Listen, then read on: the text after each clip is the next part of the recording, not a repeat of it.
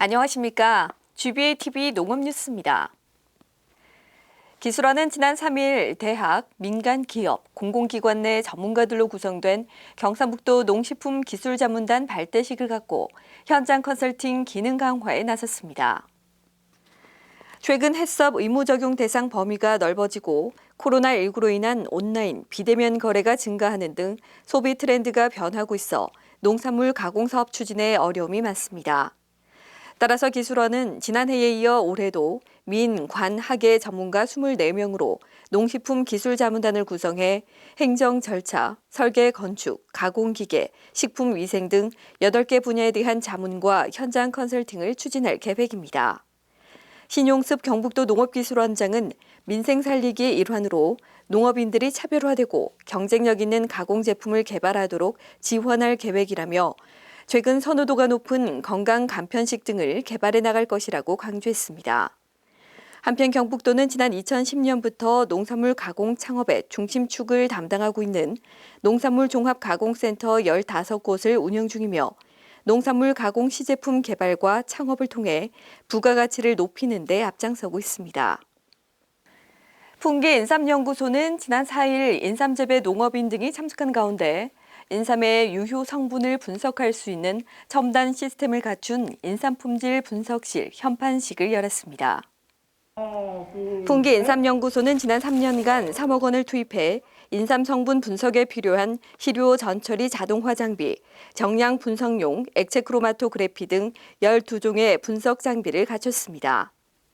이곳에서 분석할 수 있는 유효 성분은 12종류의 진세노사이드 성분으로 분석된 자료는 생산자 참고용 자료로 제공됩니다. 특히 인삼류 가공 제품을 개발할 때 가공 단계별 인삼 유효 성분 함량에 대한 자료가 없어 가공업체가 큰 어려움을 겪는데 인삼연구소와 지역 가공업체 간의 협력 체계를 구성해 인삼 산업 발전에 큰 도움이 될 것으로 기대됩니다. 신용습 경북도 농업기술원장은 앞으로도 안전한 인삼 생산을 위한 유해 성분 분석 등의 장비와 인력을 보강해 나갈 계획이라고 밝혔습니다.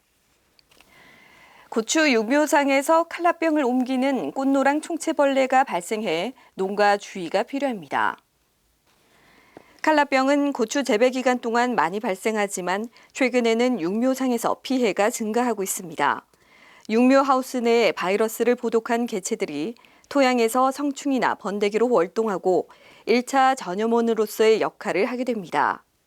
또 꽃노랑 총체벌레는 칼라병을 옮길 뿐만 아니라 순과 잎을 가해하기 때문에 피해를 받은 새순의 경우 갈색 반점이 나타나고 이후 자라면서 잎이 기형이 됩니다. 잎에 피해가 발생하면 흰 점으로 된 흔적을 남기거나 잎 테두리에 V자 모양의 피해가 나타납니다. 따라서 황색 평판 트랩을 사용하거나 흰 종이 위에 고추 잎을 털어 노란색을 띤 유충이나 성충이 확인되면 작용 기작이 다른 전용 약재 2가지 이상을 번갈아 뿌려줍니다. 또 육묘 하우스 내 주요 월동처인 잡초도 동시에 제거해야 피해를 줄일 수 있습니다. 다음은 간추린 뉴스입니다. 기술원은 산타, 알타킹 등 소비자 선호도가 높고 재배가 안정적인 고품질 딸기 품종을 집중 육성해 농가에 보급 중인 가운데 김천 알타킹 수출 장목반에서 생산한 딸기가 싱가포르, 베트남 등 동남아 시장에서 큰 인기를 끌고 있습니다. 상주감연구소는 동계 방제 기준이 되는 깍지벌레의 월동 평균 생존율이 82.5%로 평년보다 높게 나타남에 따라 감나무 생육 초기 병해충 밀도를 낮추는 동계 약재 살포를 당부했습니다. 갈색 양송이 버섯 단석 1호의 수출 추진 협의회가 지난 4일 경주시 건천 농가 포장에서 열려 재배 환경을 조사하고 어려움을 청취했습니다. 풍기인삼연구소는 인삼재배 전문 기술과 경영 능력을 갖춘 전문 농업 경영인 양성을 위한 제7기 경북농업 마이스터대학 인삼과정을 개강했습니다. 입학생들은 2년간 인삼재배 이론에서부터 실습형 현장 중심 교육을 받게 됩니다.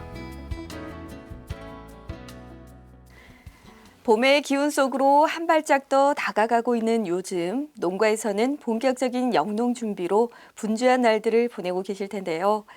아침 저녁으로 일교차가 큰 만큼 건강도 잘 챙기시기 바랍니다. 이상으로 GBA TV 농업 뉴스를 마치겠습니다. 고맙습니다.